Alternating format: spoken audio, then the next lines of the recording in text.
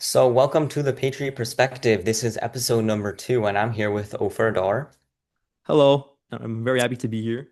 Yeah, and today we're going to be discussing several topics. But to start off with, we're going to be referencing the Mamdani election in New York City. We're then going to be transitioning into the Japanese trade deal, the situation that's going on in Syria, then, discussing censorship of Google, and then the Obama files released by Tulsi Gabbard. Ofer, before we start, I just wanted to ask you on a personal note if you had any significant revelations or any events in your personal life that occurred recently. Sort of. I had a video go viral yesterday, actually, talking about the political turmoil going on in Ukraine, protests that have spun on for the first time in over 3 years. So I won't get into the details of that, but it's due to a law that's supposed to basically take away independence from two anti-corruption agencies in Ukraine, and it's now on Zelensky's desk. So we'll see if he signs it, and that could lead to even more protests. So we'll see what happens with that. Yeah, I wonder why there's anti-corruption protests in Ukraine. I thought it was the Not the first most, time. Not the first time at all. yeah. Yeah, just for reference, Ukraine is one of the most corrupt countries in Europe and has always been for decades. But, to transition into my personal life, actually recently Charlie Kirk responded to one of my emails and sent me my video clips of when I discussed in the issue of school choice with him at the Turning Point USA SAS event, which we discussed in our first episode. I'll actually play those clips later on in this episode when we're going Ooh, to be exciting. discussing, yeah, the situation with Mamdani. But let's go straight in. And, I wanted to first start off with asking Ofer a question about his personal experience in education. What have you thought of private education versus public? And do you have any experience in charter education or school choice, anything like that? Well, I was blessed to be within a very wealthy school district, which had a very high standard of education. I also did in my earlier years have forays in private education, and that was also, pretty good quality. So I was never in a charter school per se, but I am pretty familiar with the charter school system and the way in which over the past 20 years, it's actually tripled in size, and now it's about has containing about 4 million students, which is just a massive increase. And a big problem is that it's beginning to flatline because each state has a cap on the amount of charter Yeah. schools that are allowed. And that's a big problem that we'll get into in New York City specifically. But what I was going to say about specifically public schools is that a lot of it is determined by the property taxes, which determines the amount of funding that a school district can get. But not all of it, because for instance, in New York City, $35,000 are spent per pupil on an annual basis, which is $20,000 higher than the national average. And despite that fact, in New York City and in the state in general, the results are slightly lower than the national average. So Yeah. there's clearly something that's not computing. There is an issue with bureaucracy. There's an issue with inefficiency, and a lot of it stems from the teachers' unions. So I would like to see you share your article where you really covered the benefits that charter schools have and how they're able to offset the issues, specifically in New York City, as a result. Yeah, so I'm going to start off by saying that Ofer is 100% right in what he said about teachers' unions. They are the cartel. They are the reason why charter schools cannot succeed and why students cannot succeed. It's solely because of the teachers' unions. Also, I want to mention a good point that Ofer brought up about the $35,000 per pupil being spent in New York City. I actually want to expand on that. It's about $36,000 per pupil in the entire state of New York. So it adds up to around $37 billion per year in education funding for New York City New York students as a whole. And we spend the most per state in the entire United States. However, we have education that is mediocre. It is not the worst, but it is not even close to the top. That is solely because we have communities like Harlem, New York, in places in the Bronx that have horrible school districts where teachers are overwhelmed, underpaid, and overworked, but students are trapped in those schools because of their zip code. That's where charter schools come in. I want to quickly share my screen and give you a few, um, you know, stats that I actually discussed in my op-ed or column in Town Hall Media this week. And here I reference how big of an impact charter schools had on NYC students. So Success Academy is the biggest charter school network in the entire city, and it has approximately a student population of 98% that is Black or Latino. and around 73% of it is low income. And in 2024, 96% of students passed the state mathematics exam, while 83% passed the ELA exam. For reference, in the entire city, we have schools in the same exact districts where Success Academy is in that have a 0% pass rate on standardized exams. It's not because the students are different, it's because there is a clear decline in the education that is being given to students in public schools. I wanted to share, as I mentioned before, a clip of me discussing this with Charlie Kirk. He brings up some good points, so I thought it would be interesting to share them. Let me see, 1 second. Bear with me. Where? Floor is yours. Oh. Stay-at-home parent is swallowing down on you. It's working. And she's doing righteous. I'm going to think about it. It's a good point. Thank you. Where are you from, by the way? Oh, get out of there. It's terrible. Yes.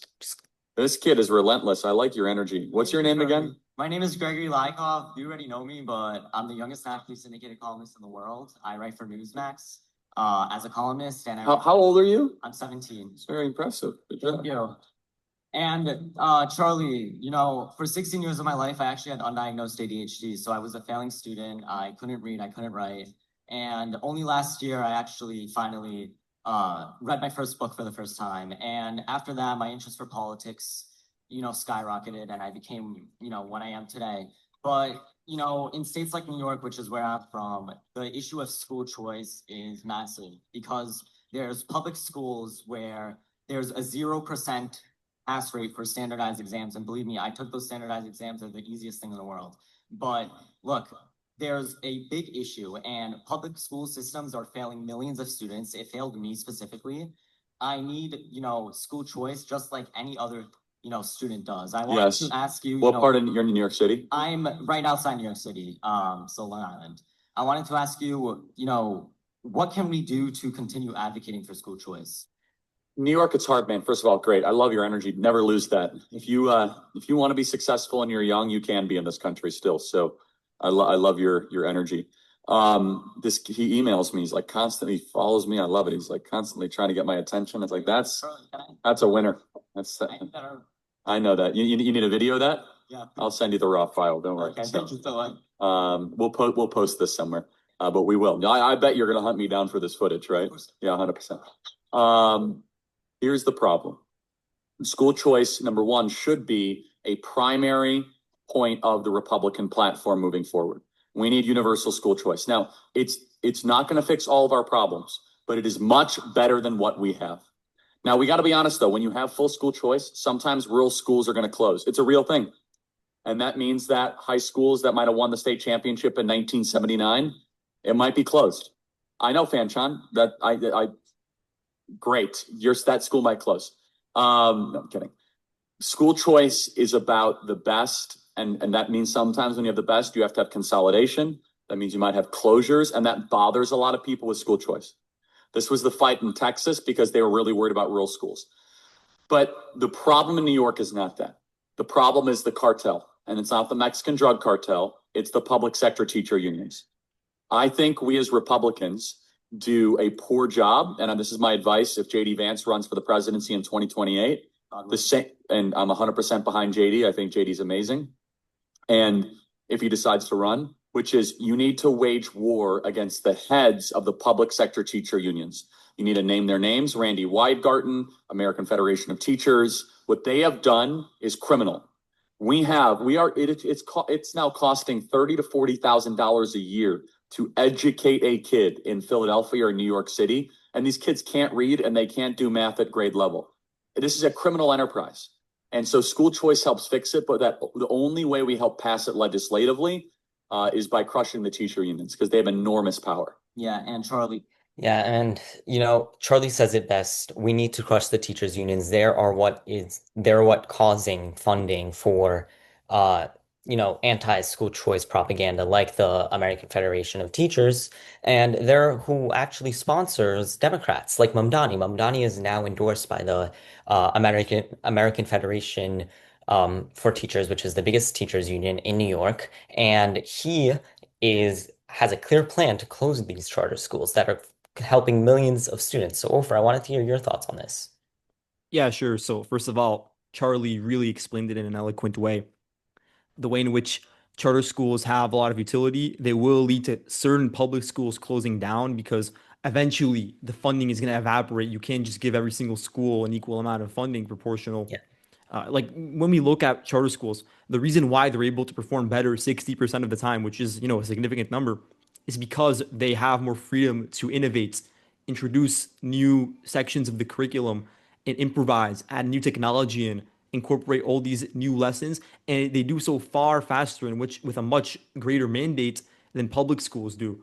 So naturally, they're going to outcompete them, and then the funding is going to go towards them if we're being fair and giving the same amounts to each school. But that's why in New York City, actually, they pay $3,000 to $4,000 per pupil less to individual charter schools. So there's still favoritism towards the yeah. public schools in the city, and it's actually worse proportionally compared to other states. So the main point with all of this is that we really need to find a way to curtail the teachers' unions because they have a vested interest in ensuring that the funding continues to go to failing schools so they can have their coffers lined up, so they can get additional money raked in from those subsidies coming from the local government or even from the states. And that's why they're fundamentally opposed to something that could actually help their students that are failing so much, as you highlighted in your article. Yeah, and you can elect Mamdani because you're a socialist. I don't care. But if anyone cares about education and the education for NYC students, it is clear that he is anti-good education for NYC students. Yeah. So if there's any reason not to vote for him, it's education, because this will ruin the 137,000 students who are in charter schools and succeeding in charter schools in New York City. And if this situation is taken, let's say nationwide, let's say the next person elected to the presidency is another Zohran Mamdani, point 2.0, I don't know. But let's say that is true, then thousands upon millions of students nationwide are going to be ruined by this policy. It is ridiculous. This is a civil rights fight of our generation. This is what gives students an opportunity to educate themselves at a good institution and not be constrained by their zip code. So I don't know. The only reason why people are against this is because of the teachers' unions. And really, the teachers' unions are the most evil threat to charter schools. So Ofer said it nicely, Charlie Kirk said it nicely. We need to destroy, defund, and find the leaders of these teachers' unions. They are are ruining education for all of us. Yeah. Now, I wanted to also transition into other policies Mamdani has, like rent freezes, free grocery stores, and free bus, all of that communist ideology. I wanted to hear your thoughts on it, Ofer. Well, in the way that he described it, it wouldn't necessarily be the same as like the market economy or the command economy, I should say. Not markets. It's very far away from a market economy. It's a command economy that we saw in the Soviet Union manifest itself. And that would actually include groceries, and the way in which the grocery stores were run in the Soviet Union. Yeah, So he's talking about like introducing five state-run grocery stores, and that's not going to do anything to actually help with accessibility. It's just going to create hubs where people would just flood to, and it would run out of food very quickly. And then where are you going to get the funds to bring in more that would supply? It would basically hurt all the bodegas. And New York City is so famous for allowing small businesses to rise up, local communities to build up like a family store that survives for generations and has a close connection to the people around there. So it would just destroy the bodegas, and eventually it would lead to a rationing. It would lead to a lack of food, and then there would have to be a discussion about how do we fund this when all the high income earners are leaving. So it's a very serious issue, and I hope you can expound upon that and about also the rent. That's another huge issue. So yeah. we have to hear about The it. it's important to mention that in the Soviet Union, I had family. My parents came from the Soviet Union. I know your family also comes from the Yeah. Soviet Union. And I think I could speak for both of us. We had families who stood in bread lines waiting for groceries, if they could get anything.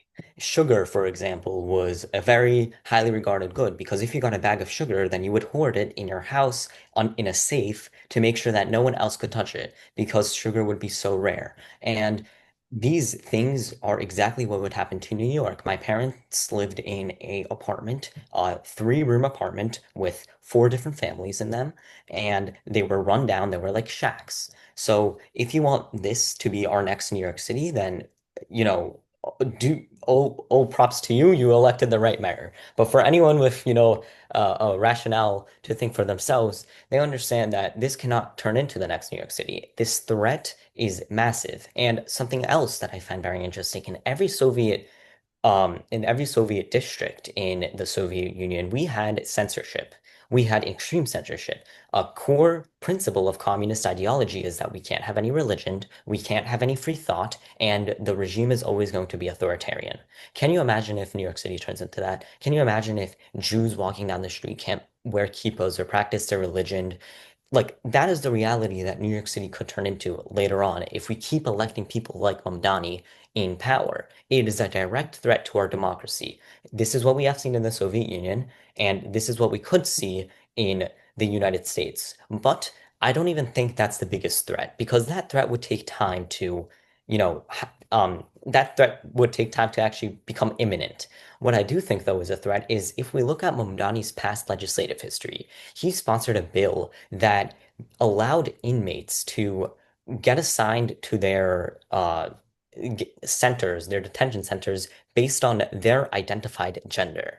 So if I am a male, if I look like this, and I say I am a woman, I could go into a women's detention facility. For reference, this bill did not pass in New York, thank God. It's still being introduced.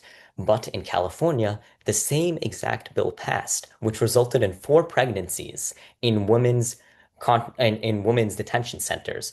And for the first time in history, the correctional facilities had to distribute Oh contraceptives my to God. women to prevent further pregnancies. I mean, can you imagine if we have a prison system like this? Democrats are talking about prison reform, which I'm all for. I'm all for prison reform, but we are literally going to impregnate our prisoners. That's what Mamdani wants. He sponsored that bill, which is ridiculous. And you talk about small businesses. Mamdani also co-sponsored a recycling plan for small businesses, in Mhm. which small businesses would have to pay $7 to $50,000 in fees for a recycling plan made by the government. That $7 to $50,000 fee will be a huge cost for small businesses. The same exact plan in Maine resulted in devastating consequences and resulted in no environmental benefit. So, this is our mayor. This is who he is. He's going to hurt all business, not just big business. He's not going to let us build wealth, and he's going to destroy New York City for any investors to come. That's why he's such a big threat. Yeah, it's a good monologue laying out through multiple facets the issues that were presented by his mayoral potential to go into office. I Yeah. would say that looking at his meta ideology, and I am being a bit hyperbolic, it is sort of a synthesis between anarchism and tyranny, anarcho tyranny, so to speak, in the sense that from one angle, he's coming in and presenting this platform that is very open and liberal, and that translates into crime policies that are very weak. Now he's really walking it back, but you could look at his old tweets where he's talking about ACAB and talking about how there's this intrinsic link between queer liberation and BLM. All this like completely nonsensical, like social justice, intersectionality speak that has like no bearing in reality. And if you were to bear that out, and that would mimic sort of the policies of de Blasio when he was in up until 2021, that would have disastrous consequences through multiple directions, actually. From one perspective, it would lead to violent crime rising up again. We saw after COVID, during the Summer of Love and during the George Floyd riots, there was a massive increase in violent crime. And not just that, but also petty theft and carjackings, whatever it may be. Now it's on the decline, thankfully, and that's due to sort of moderate positions of Eric Adams to a certain degree. But if Mamdani would go through with his soft on crime policies, stopping higher police presence in minority areas, which is simply a fact of the matter. It has to be that way because those are the locations that on average have higher crime rates. So withdrawing those forces from the areas that literally have the most crime, that would hurt the citizens, the residents that are living in those Yeah. particular areas. So that's just one facet of the problem. Another facet, you mentioned it really well. Environmental policy, completely nonsensical and has no connection to what the average New Yorker actually resonates with. We saw with actually the regulations on pizza and the way in which pizza can be burned, like the smoke that was coming out of the furnace. They said it was like, you know, Yeah, the causing coal too much. fired pizza, which is the Yeah, best yeah, pizza. yeah. And then he like protested and threw his pizza behind the gated That's quite community. funny. Yeah, yeah. So those sort of policies, like a lot of it will disincentivize people from investing in New York, from visiting New York, from staying here and continuing to spend their large purchasing power over here, which is why there has to be, from us, a lot of pushback before the election, but also if he gets elected, and we hope that won't happen, from the city assembly to ensure that he doesn't go through with that. So we really have to Yeah. ensure, yeah. And it's not looking good. Look at the city assembly is much more liberal than Eric Adams is. They are Yeah, it's to really pass bad. anything, yeah, willing to pass anything that Mamdani comes to them with. Not only that, but I don't necessarily love Eric Adams. I don't think he's a wonderful mayor, but he Yeah. has been, in comparison to people like de Blasio, a significantly better choice as a mayor than we could ever imagine. He actually decreased the amount of crime in New York City, and I give him credit to that. He also is not a complete radical socialist, and I also give him credit for that too.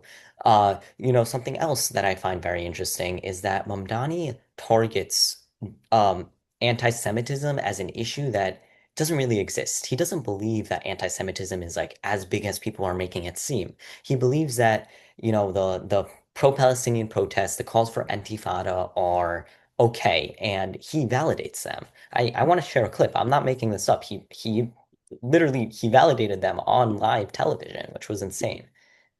Let me just share my screen really quick. Some New Yorkers in recent weeks. You were recently asked about the term globalize the intifada, if it makes you uncomfortable. In that moment, you did not condemn the phrase. Now, just so folks understand, it's a phrase that many people hear as a call to violence against Jews. There's been a lot of attention on this issue. So I want to give you an opportunity to respond here and now. Do you condemn that phrase, globalize the intifada? That's not language that I use. The language that I use and the language that I will continue to use to lead this city is that which speaks clearly to my intent, which is an intent grounded in a belief in universal human rights. And ultimately, that's what is the foundation of so much of my politics, the belief that freedom and justice and safety are things that to have meaning have to be applied to all people. And that includes Israelis and Palestinians alike. But do you actually condemn it? I think that's the question and the outstanding issue that a number of people, both of the Jewish faith and beyond, have. Do you condemn that phase, globalize the intifada, which a lot of people hear as a call to violence against Jews? I've heard from many Jewish New Yorkers who have shared their concerns with me, especially in light of the horrific attacks that we saw in Washington, D.C. and in Boulder, Colorado, about this moment of anti-Semitism in our country and in our city. And I've heard those fears and I've had those conversations. And ultimately, they are part and parcel of why in my campaign, I've put forward a commitment to increase funding for anti-hate crime programming by 800%. I don't believe that the role of the mayor is to police speech in the manner, especially of that of Donald Trump, who has put one New Yorker in jail who's just returned to his family, Mahmoud Khalil, for that very supposed crime of speech. Ultimately, what I think I need to show is the ability to not only talk about something, but to tackle it and to make clear that there's no room for anti-Semitism in this city. We have to root out that bigotry. And ultimately, we do that through the actions. And that is the mayor I will be, one that protects Jewish New Yorkers and lives up to that commitment through the work that I do. But quickly, for the people who care about the language and who feel really concerned by that phrase, why not just condemn it? My concern is to start to walk down the line of language and making clear what language I believe is permissible or impermissible takes me into a place similar to that of the president who is looking to do those. Okay, I think you guys get the point of what he's trying to say. So, Ofer, I wanted to ask you of what the phrase globalized intifada actually means. Yeah, sure. So we can look at the historical context. There were the first and second intifadas. First intifada started in the late 80s, ended in the early 90s. Second intifada was even more violent than the first one, started in 2000, ended in 2005. The way in which people understand that, or scholars of history understand that phrase to really be concerning is due to the violence attached to it. Because intifada, like obviously, like quite literally, it means uprising in Arabic. But what was it used for when we actually saw it materialize in actual like practical reality? We saw that it manifested in violence in the first intifada, stone throwing, stabbings of people, killing people, and shootings. That was the first intifada. Second intifada was even more insidious in the sense that it included suicide bombings, and that's something that traumatized a lot of Israelis in general because at any moment in time, terrorists, and they were from Hamas, Palestinian Islamic Jihad, Al-Aqsa Martyrs Brigade, etc. They could appear anywhere in the country and just detonate on demand and kill dozens of people, maim countless others. And that sort of terror, that sort of a feeling of dread wherever you go, like that's why it's scary to so many people that come from the area. And the idea of globalizing it, like obviously that's going to create a perception that that sort of violence will be extrapolated out into the entirety of the world. And then like you could reasonably steelman an argument for why people in the Jewish community would be worried about that, because in Israel specifically, they did suffer from that really difficult experience. So then imagine if it's globalized to basically everywhere else. So I feel like the people that use that phrase, they need to be very specific about what they mean by that. Do they mean a call to action to violence, like we saw in Boulder, Colorado, and in Washington, D.C.? Do they mean just supporting Palestinian efforts in general, something that's very like mundane? Like it's just a very broad term, and it's difficult to ascertain their actual intentions. And until they clarify that, it's very hard not to assume that they're talking about something that's very violent in nature. So that's why people are very worried about it. And the fact that or rather Mamdani is not condemning it, but Khalid doesn't condemn it either, obviously.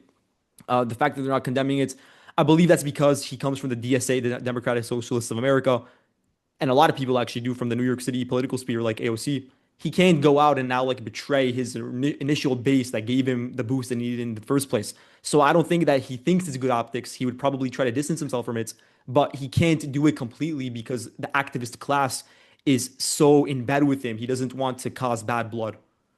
Yeah, and I wanted to ask you another question. Do you believe that Mamdani in general himself is anti-Semitic, or is it more of an issue that he is allowing anti-Semitism to fester in our city? Look, I think that his worldview is not necessarily informed by Islam specifically. I think he's actually informed by something even worse. It's this global liberal heterodoxy, I would call it, because you can look at his father in the way in which his father wrote in Uganda, then when he became an academic in the United States, the way that he tried to contextualize suicide bombings. I think it comes from a third worldist point of view, one that's intellectual, it's not religious in nature, but it talks about how everybody's equal, cultures are all equal, everything really should be on a blank slate. There are no inherent differences between individuals, and there are no learned differences either. I think that's where he's coming from. And so then he can't really go out on a limb and like criticize cultures like the culture of violence that we saw sort of get created in the Palestinian territories during the Intifada. So I think that's one of the reasons why I still worry about it. And I don't necessarily think that makes him a hateful person. Like I don't have any proof that he's a hateful individual on a personal level. But like it doesn't really matter what he actually thinks. I think that some of the DSA people probably are anti-Semitic. I don't know if he is specifically. I think that he's never going to show it. Obviously, I think he's going to be very clean. He's going to be very optically driven, and he has been so far. He even says as in so far as much that he's going to fund like $30 million in anti-Semitism reduction. And I don't even agree with the idea of funding specific like anti-hate crime measures. So he's actually like taking a more extreme position than I am on that specific issue. So he's countering it in a way that like people that are reasonable and just listening to things that serve as value could understand. So I don't think it was going to be like a major issue for him going forward. But I can understand why the Jewish community feels that way.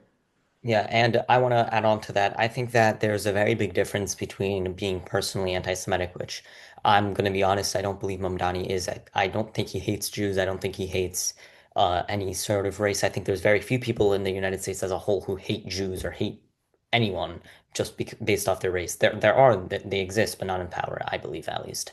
However, what Mamdani does do is he allows anti-Semitism and radicalism to fester in the left, and he promotes that. That's why I think he's the biggest threat to the Jewish people, not because he himself is anti-Semitic, but because of what he allows and promotes. That's what makes him very much of a threat to the Jewish people. So yes, himself, he is not a Jew hater. I don't believe so. He allows Jew haters to gain power and he promotes Jew haters. That's what I believe. So if whatever you consider that, that's the truth. That's what he does. So adding on to his socialist ideology, it's just not a good match. I mean, if he were to be mayor, he would probably be almost definitely the worst mayor New York City has ever faced. Can you agree with that?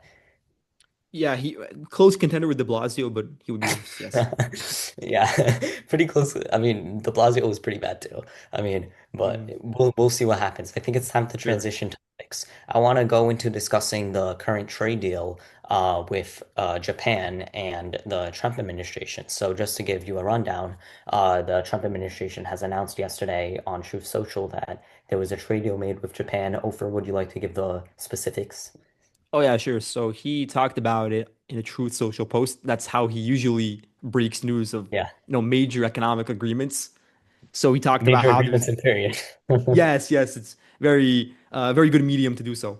15% tariffs on exports that are coming in from Japan and going to the United States.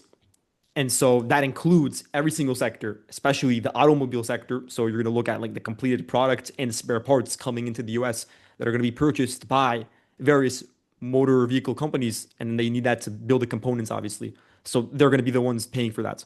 There's also going to be a $550 billion investment by Japan into American industries. That's a big deal. We'll talk about it. Specifically targeting Boeing, that's what's being reported, but also generally the semiconductor industry and other technology plants. It's also going to target agriculture, so that's going to be important for American farmers. And lastly, it's going to open up the Japanese markets to American products, including food. So we're looking at meat and dairy. We're looking at rice. That's very important because Japan is currently suffering from a shortfall of rice. They need to bring it in desperately from other Yeah. countries, so that's why they urgently agreed to it. And that was done at the directive of the Prime Minister Ishiba. So I would like to know what you think, whether you think that the benefits are being exaggerated, whether you agree with the tariffs, and how would you characterize this agreement? Yeah, I think this is one of the best agreements ever made in the trade deal spectrum. I mean, specifically, I want to emphasize what you mentioned about agriculture.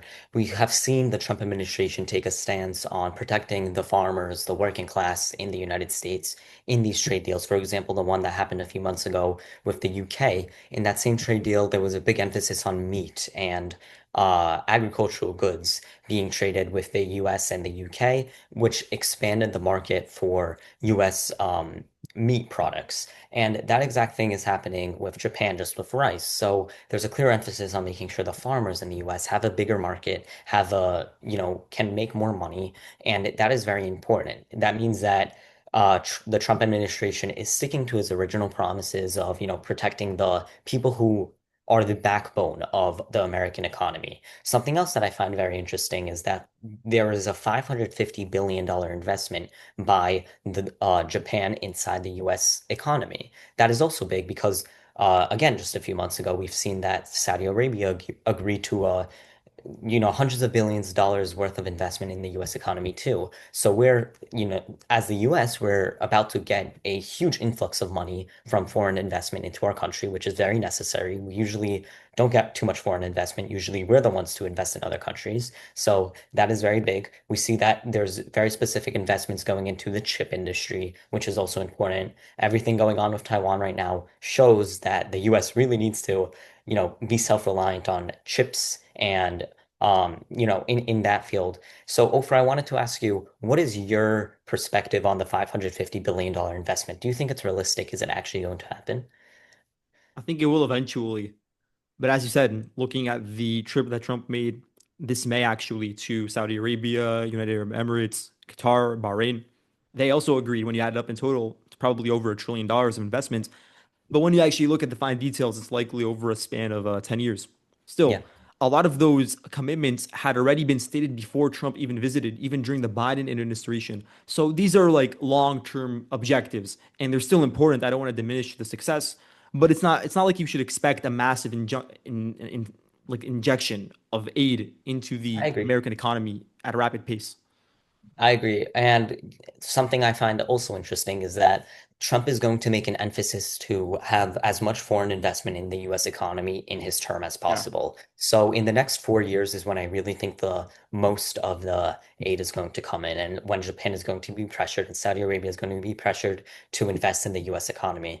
Now, where does this, money actually go into? I think a big contender is obviously Boeing.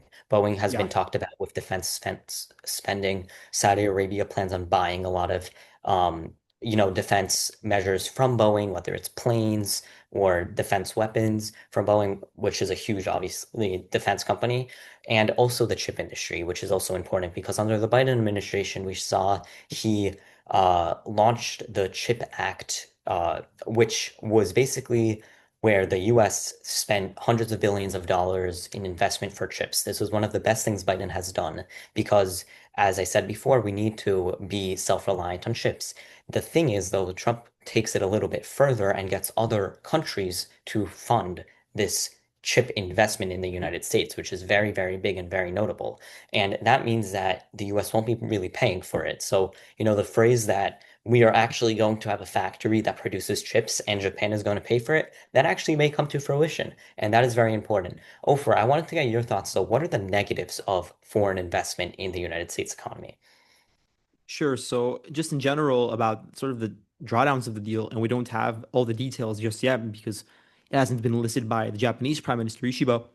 But you could argue that a 15% tariff is actually going to help and give the upper hand to Japanese motor vehicle companies, that car companies in America like Ford, they're going to be the ones paying the tariffs, obviously due to the nature in which the tariffs were instated, because the idea was to open up the markets to American goods, whereas the United States wanted to close the gap between the trade deficits that the United States and Japan has. It's about $63 billion in favor of Japan, actually. And that's one of Yeah. the reasons why he put all the tariffs. The way that in which he calculated the percentage that he levied on each country was based on the size of the trade deficit, because he's very big on that specific piece of information. By the way, just to Yeah. clarify, we do not support the way Trump Yeah, yeah, definitely Trump not. calculated those tariffs. That was ridiculous. Okay. I think that was more for show than actually realistic because the way he calculated it obviously was a little bit ridiculous. Mhm. Islands that don't even trade, islands that weren't even inhabited with people got tariffs of, I don't know, billions of Yeah, dollars. they say it's a loophole, to close loopholes basically, but it's still funny. Yeah. To add on though, Yeah. the issue would be then that obviously Ford and other American companies will pay more to bring in products, to bring in the components needed to build the vehicles, and then they're gonna offload that to the American consumer, and then they're gonna have to pay more. The sort of other perspective would be that due to tariffs coming in, due to the revenue coming in, due to the protections that it affords to American companies or American workers, I should say, more employment opportunities will be presented in the United States. The ideal goal, and I don't believe this will happen at the scale that it's being presented as, but the hope is that a lot of the manufacturing jobs that were previously offshore during the 90s, when we passed NAFTA, and then later on when Obama passed TPP, or when we let China into the World Trade Organization, the ideal that Trump was elected on back in 2016 is that those manufacturing jobs would go back to Michigan, Wisconsin, Pennsylvania. And this is a part of it due to the way in which it would affect the tariffs of the car companies. That's one idea. The other perspective in relation to the investments coming in, the 550 million billion dollars rather, is that some of it perhaps will go into buying debt in the American bond market. That's something that I've seen floated as like a way to say that Yeah. no, not all of it will go into semiconductors, not all of it will go into GPUs, into really important tech that's needed to make America self-sufficient, but that this is going to be a roundabout way of helping America finance its debts. So I wonder what you think of that and how you would respond to the Yeah. arguments. So I think it's important to first mention your point on the tariffs, the 15% tariffs Yeah. on automobile parts and everything. To make it clear, the Japanese will have a 15% tariff, but we will have an open market in the Japanese economy. So for the first time, the US will be able to realistically sell their automobiles to Japan, which is huge. Again, the economy is a massive, massive, massive market. So this will greatly help US automakers because if we're able to sell to such a big economy, whether they'll buy, I don't know. But if we're just able to sell, that's already a step forward. That means that the US automotive makers will have a much bigger market, which will benefit the United States, obviously. Of course, your point about the tariffs, yes, that will hurt the automakers who rely on Japanese parts and everything. But this isn't new. There has always been a tariff on Japanese automotive parts and everything like that. This is slightly higher. It's 15%. I believe the former tariff under Biden was like 8% or something like that, 10%. Don't quote me on the numbers, but something like that. It was One lower. of them was 3%. One of the Three, well, yes, but it's different for full cars and for products. yeah, So there's different tariffs between if we like tax like an entire car industry, let's say Honda, there's different tariffs on that. yeah. So typically what happens is that Honda goes into the United States, builds a factory, and uses parts from Japan to, build those cars. That's what we're really trying to stop. We're trying to get those parts to be built in the United States, at least from my understanding. That's what Trump is Yeah. trying to do. And to your point about buying bonds in the US bond market. I mean, look, Trump is probably the number one president who is against any foreign country buying US bonds or US land or anything in the US that will sell our country away. And I believe this applies to Japan too. I highly doubt he would ever let Japan finance or buy any sort of bonds in the US bond market, exactly how he wouldn't let China do so when he's preventing them so maybe, we'll see. Maybe that's true, but I highly doubt it. We wouldn't know until obviously the deal comes. I would like to see it though.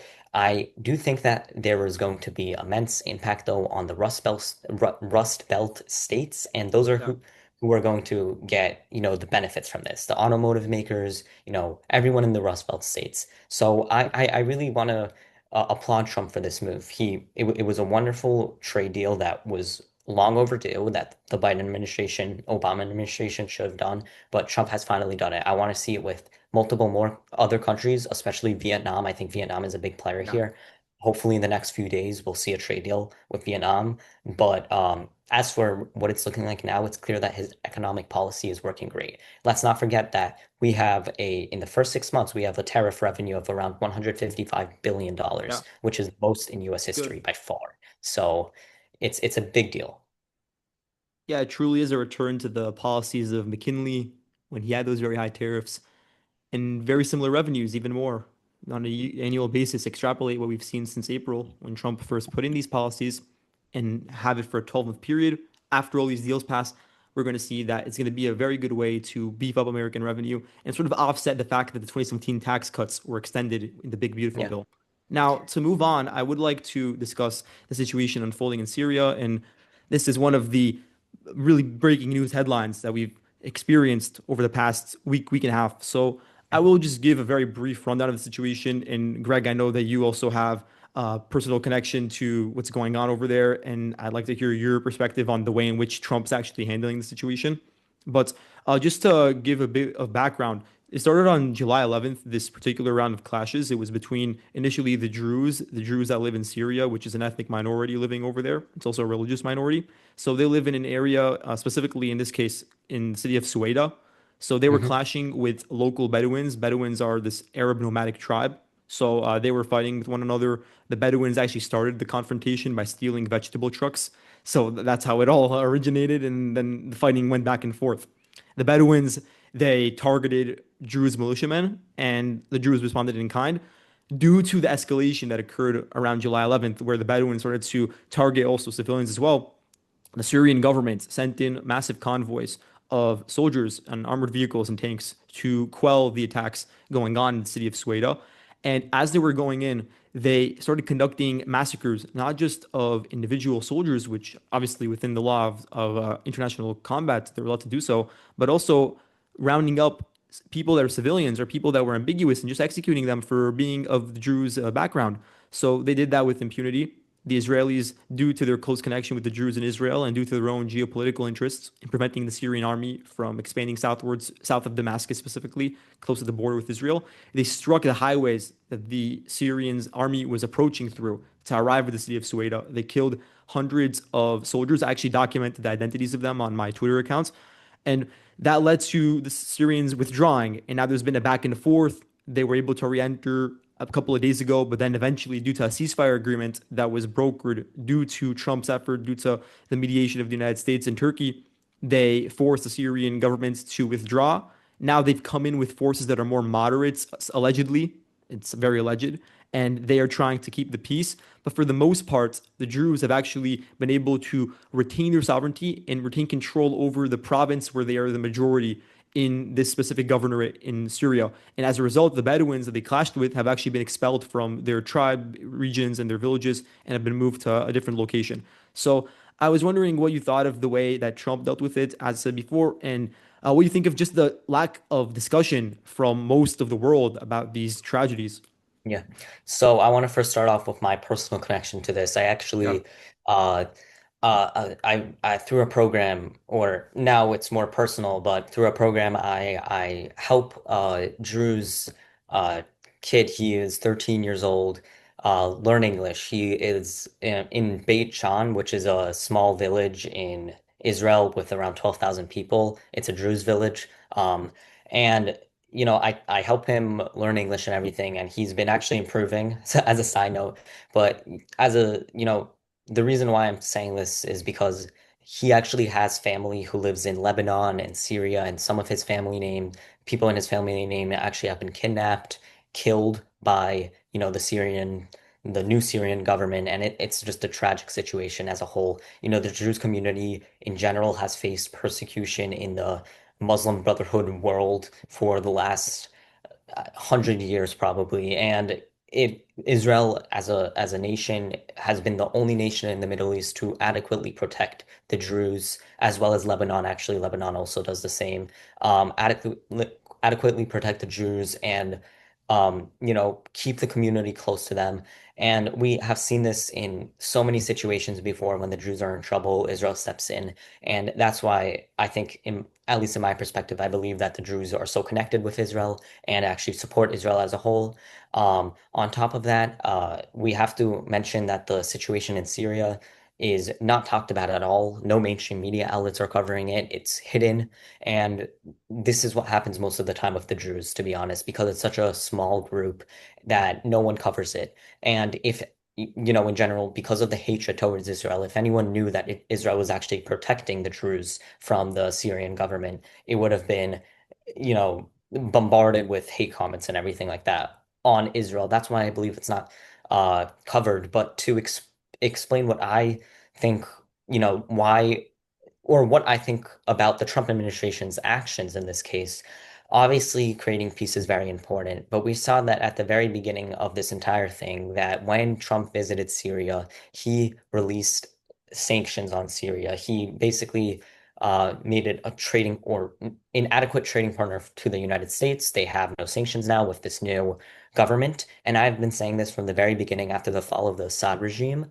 The new Syrian government could be worse than the Assad regime. You never know because they are former Al-Qaeda terrorists. They are HTS, which is a former terrorist group, and you never know how they're going to function. So, to the Trump administration, I say this that, we can't get too comfortable with this. We can't assume that they're just better than Assad because at least Assad offered some sort of stability in Syria. Now we do not have any stability. We have terrorism. I don't know which one's better, but we will see throughout time. Something I do think that the Trump administration should do is to really put the Syrian government right now in its place because the Syrian government being able to murder Druze, being able to, create all of this ruckus in the Middle East, if Trump is truly about peace, which I believe he is, he would threaten the Syrian government with more sanctions. So that's what I would like to see. I would like to see the Syrian government get threatened for sanctions for conducting basically a genocide on the Druze people. And further, I think this is a very developing situation. So I don't really know where it's going to go from now, but I trust the Trump administration will handle it, hopefully, nicely. Yes, I concur with the way in which you describe the plight of the Druze, the way in which simply they're not receiving adequate attention given the atrocities they faced in recent days. According to Syrian official sources, they're talking about 124 civilians that were killed.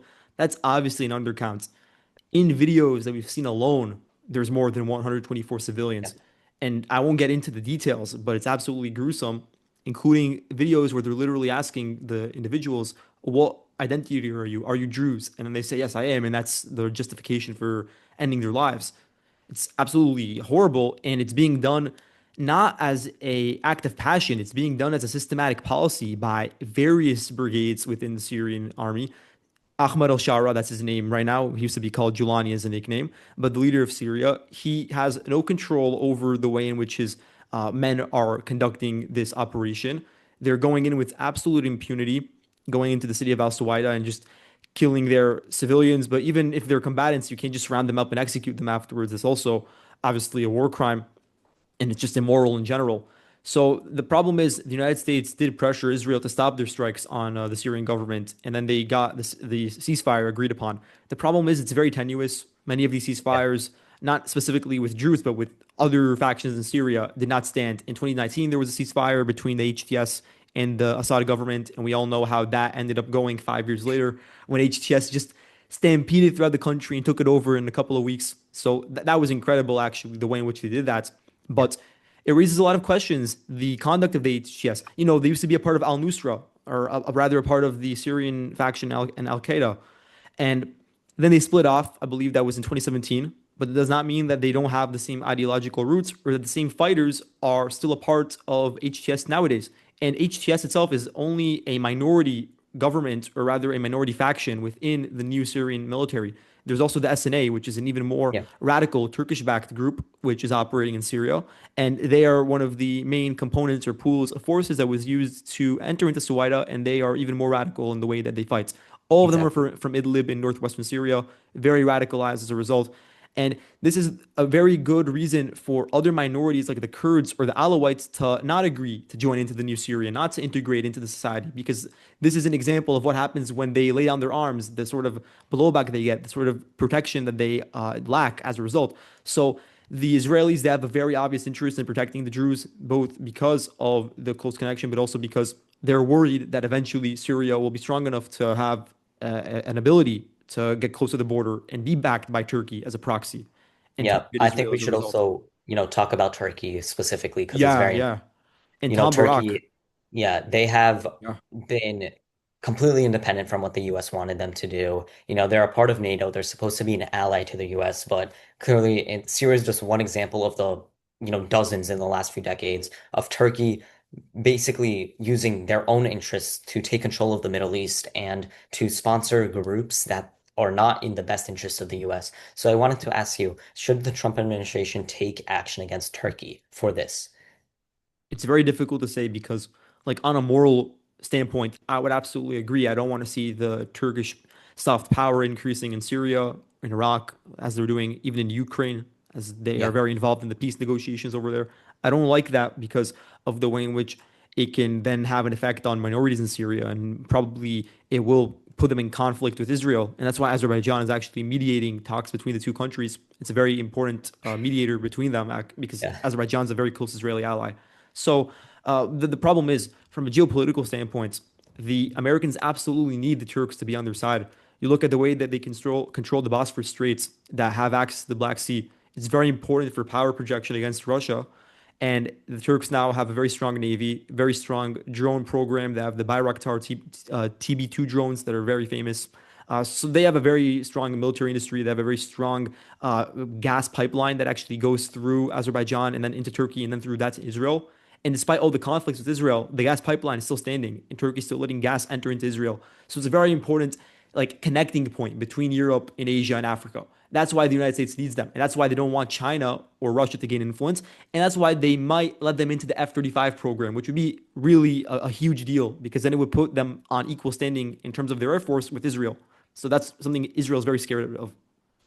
Yeah, and also to talk about Turkey a little bit, obviously it's extremely strategically important for the war in Yeah. Ukraine right now, especially for the US. So we also have been seeing the Trump administration take a little bit of a step back from the war in Ukraine in the last few weeks, before he was really pressuring Putin on, doing something about it. But now it seems like he's silent about the war. Do you think that there's a move coming here to end the war anytime soon? I know you're obviously very, very well versed, but anything with Turkey, which is a huge strategic partner for the US, anything that goes on with them is a direct, effect into the Yeah. Ukraine-Russia war. So what do you think the effects are for this? Well, there's going to be a third round of talks in Istanbul between Ukraine and Russia very soon. I don't think it will head anywhere. The first two rounds were absolutely non-issues. They were not affect. They did not affect the battlefield in any way whatsoever. Yeah. They were good, like I guess, because you got them to talk for the first time in 3 years, so that's a plus. And they also did a prisoner swap of 6,000 Ukrainian soldiers and bodies of Ukrainian soldiers actually that were returned. So that's obviously important, but it's all a peripheral issue. The main issue is a ceasefire, and the Russian forces now are on the precipice of capturing several major towns in eastern Ukraine. They're not going to stop their current endeavors right now, and even long term, they still have a lot of objectives that they believe they can achieve, and they know they can do that with time. So they're not going to stop that until they can achieve and maximize all those goals. The Ukrainians are the ones that want a ceasefire now because it could be more advantageous to them. It could allow them to build up their forces and defend better and perhaps try to counterattack. That's their rationale. So Trump, he's gonna notice very quickly that the talks will fail.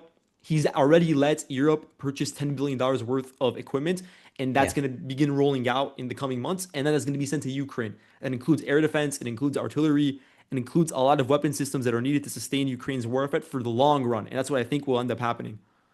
Yeah, and it's clear that Trump is taking a very different stance than he did at the beginning of his campaign, Yeah, where he was, comfortable with, I don't want to say funding the war, but definitely comfortable with supporting Ukraine right now. He sees, it's almost as if he got like a reality shock of Putin in general, of not being able to negotiate with him. So I actually am interested. He got a lot of pushback from the right about this, of, Mhm. money going into Ukraine still. And I don't know if he's going to keep it. I assume he does because it's obvious that Zelensky is more willing to negotiate than Putin at this point.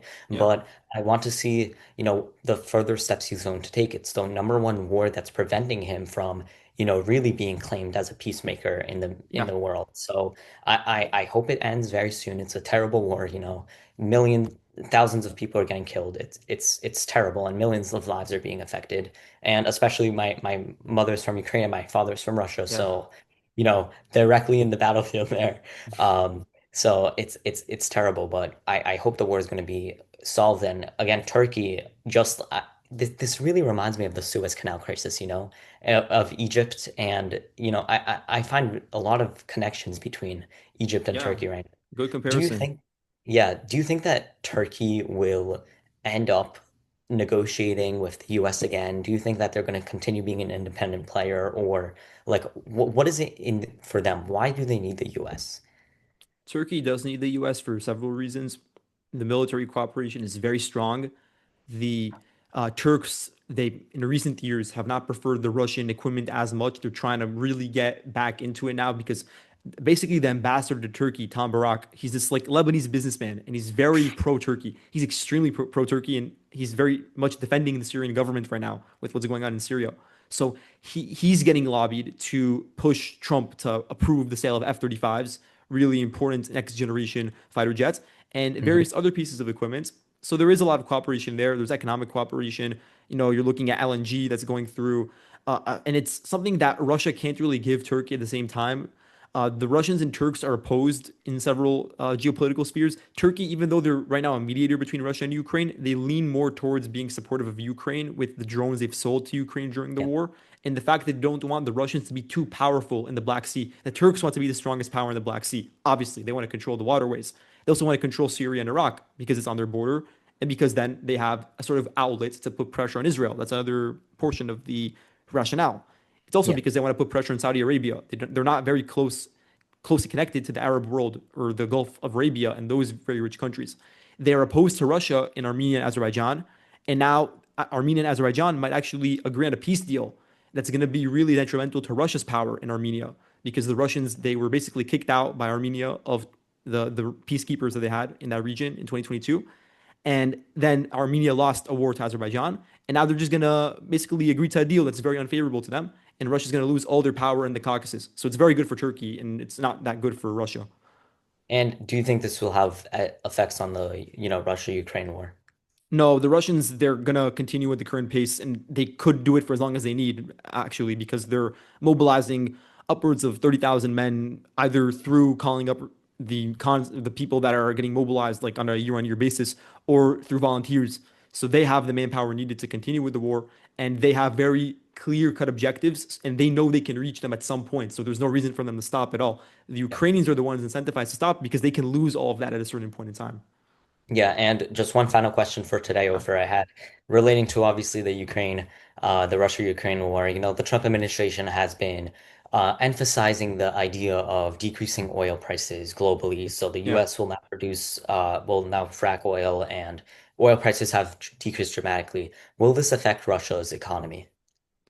Oh yeah, if they continue with that and actually put secondary sanctions. Lindsey Graham said 500% tariffs. That's insane. Imagine you put 500% tariffs on Brazil, India, China. We're going to blow up the entire oil market in the global economy. So that's not going to happen. But Trump did say 100% tariffs, perhaps, as a way of pressuring Russia. Yeah, that's obviously going to cut into Russia's revenue. They've had a lot of good times recently because it went down after the war. It went Yeah, up actually during the war with Iran. It spiked up. Now it's going down again after the war ended. yeah. But And imagine that. That would be horrible for their bottom line. But I don't think it's going to pass to that degree because it's going to end up having residual effects on the United States. And I don't think Trump's going to want that to risk his own like economic standing to end a war in Eastern Europe. I don't think he'll take that risk. Yeah, and we saw that this entire war started at a point in the Biden administration where he basically canceled fracking for 90 days, canceled giving out fracking licenses for 90 days. So I wonder why a war with, one of the most oil-rich countries started at that specific time. I wonder, maybe they got some boost in money or something. I don't know, maybe. But Yeah. we saw that oil is a big player in this war, and if Trump can decrease the oil prices in any way or prevent Russia from selling the oil prices, then that's a number one way of ending the war. Will he do it? I don't know. I don't think that there's a lot he can do here. I think that what he will try to do is make the US a big player. So instead of Russia selling to countries that it currently sells now, he would try to make those countries buy from the US. Right now, it's not really feasible because Biden didn't really let those oil licenses pass under his presidency, but maybe in the long run, maybe if JD Vance get elected in 2028, that will be a potential we can see here.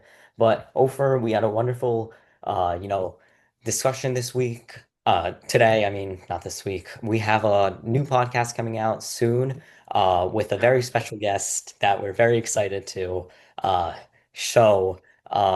And yeah, stay tuned. Ofer, any last thoughts? No, I'm just really excited for the interview and actually plural interviews that we're going to conduct over the coming Yes. days. You guys are going to enjoy them a lot, I think. So stay tuned. Yeah, and but believe me, guys, the next one is going to be something. Yeah. So stay tuned, guys. All right. Thank you all.